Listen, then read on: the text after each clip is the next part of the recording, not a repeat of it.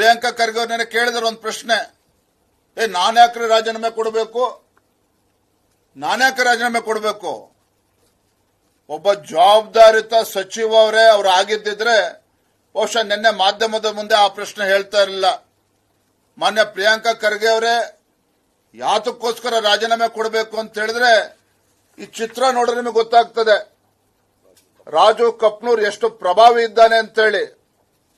ನೋಡಿ ಅವನ ಸ್ಟೈಲ್ ನೋಡಿ, ಅವನು ರಾಜು ಕಪ್ನೂರ್ ಎಷ್ಟೋ ಆತ್ಮವಿಶ್ವಾಸದಿಂದ ಪ್ರಿಯಾಂಕಾ ಖರ್ಗೆ ಅವ್ರ ಜೊತೆಲಿ ಹೆಜ್ಜೆಗೆ ಹೆಜ್ಜೆನ ಇಡ್ತಾ ಇದ್ದಾರೆ. ಪ್ರಿಯಾಂಕಾ ಖರ್ಗೆ ಅವರ ಪರಮಾಪ್ತವನು ರಾಜು ಕಪ್ನೂರ್ ಅವರು.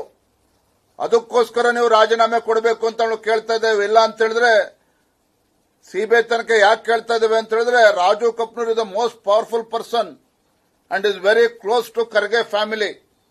Hence we are demanding CBI investigation.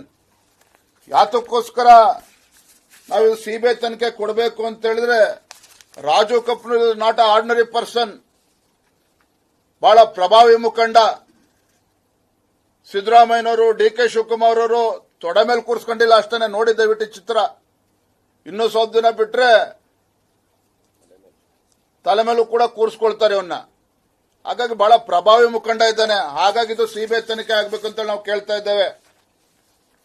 Most powerful deputy chief minister politician ಹಾರ ಹಾಕಿಸ್ಕೊಂಡು ಯಾವ ರೀತಿ ಮೆರಿತಾ ಇದ್ದಾನೆ ಫೋಟೋ ನೋಡ್ರೆ ನಿಮ್ಗೆ ಗೊತ್ತಾಗ್ತದೆ.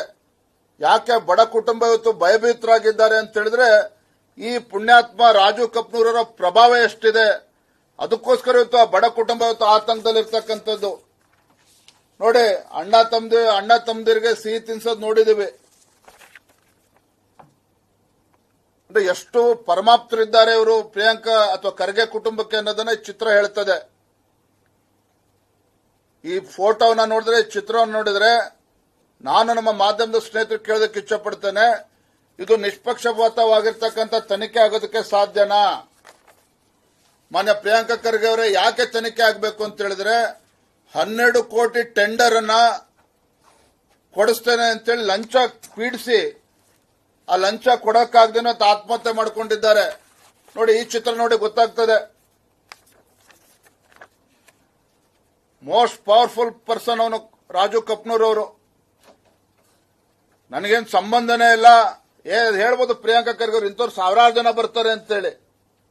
ಸ್ವಾಮಿ ಪ್ರಿಯಾಂಕಾ ಖರ್ಗೆ ಅವರೇ, ಸಾವಿರಾರು ಜನ ಬಂಟರಿದ್ದಾರೆ, ಗುಂಡಾಗಳಿದ್ದಾರೆ, ನಾನು ಕೂಡ ಒಪ್ಕೊಳ್ತೇನೆ ನಿಮ್ಮ ಅಕ್ಕಪಕ್ಕ.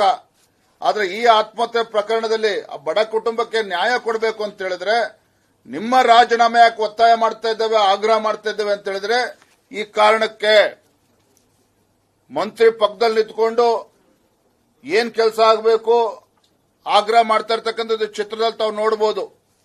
ಹಾಗಾಗಿ ಪ್ರಿಯಾಂಕಾ ಖರ್ಗೆ ಅವರೇ, ದಯವಿಟ್ಟು ಹಗುರಾಗಿ ತೆಗೆದುಕೊಳ್ಬೇಡಿ.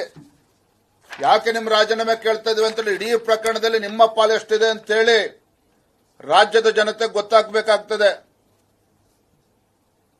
ರಾಜು ಕಪ್ನೂರ್ ಕಾಂಗ್ರೆಸ್ ಪಕ್ಷದ ಒಬ್ಬ ಮಾಜಿ ಕಾರ್ಪೊರೇಟರ್ ಅಷ್ಟೇ ಅಲ್ಲ, ಪ್ರಭಾವಿ ನಾಯಕ. ಖರ್ಗೆ ಕುಟುಂಬಕ್ಕೆ ಬಹಳ ಪರಮಾಪ್ತ ಇರತಕ್ಕಂಥದ್ದು.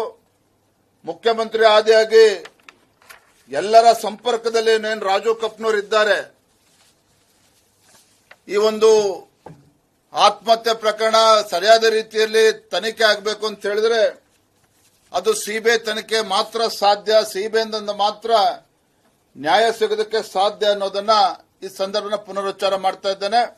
ಮತ್ತೊಮ್ಮೆ ಕೊನೆಯದಾಗಿ ಹೇಳ್ತೇನೆ, ಮಾನ್ಯ ಮುಖ್ಯಮಂತ್ರಿಗಳೇ, ನೀವು ಬಹಳ ಹಿಂದುಳಿದ ವರ್ಗಗಳ ನಾಯಕ ಅಂತೇಳಿ ಬಹಳ ತಮ್ಮ ಬಗ್ಗೆ ತಾವು ಕೊಂಡಾಡ್ಕೊಳ್ತಾ ಇರ್ತೀರಿ. ಹಿಂದುಳಿದ ವರ್ಗದ ನಾಯಕ, ಅಹಿಂದ ನಾಯಕ ಅಂತೇಳಿ.